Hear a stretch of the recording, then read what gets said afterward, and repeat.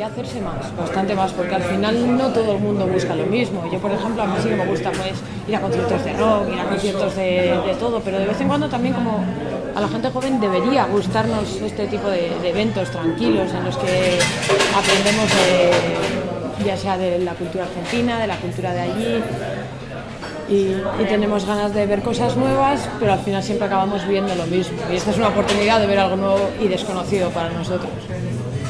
Nosotros, con tal de organizar eventos y no sé, y ayudar a fomentar algo así como de cultura, porque esto al final no deja de ser cultura.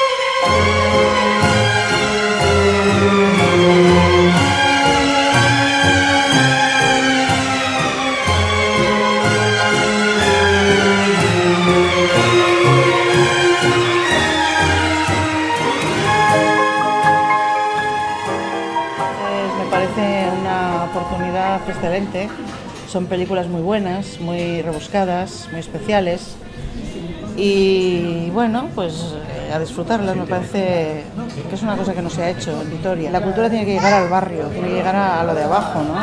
No vamos a hacerlo en el gran museo, compartir en un bar donde va la gente, donde se toma una caña, donde ve cosas que igual no ha visto nunca. Yo pienso que sí, que falta eso, ¿no? Y el tango es muy de adentro. Yo creo que nos hace falta mirar un poquito más para adentro. Estamos en una sociedad nos hace falta mirar hacia adentro y hacia los demás, ¿no? Y el tango habla mucho de adentro, del arrabal, de los cuernos, de los celos, por eso el tango tiene todo. O sea, todo lo que le pasa al ser humano es sentimiento puro. Por eso me gusta, porque es, bueno, especial.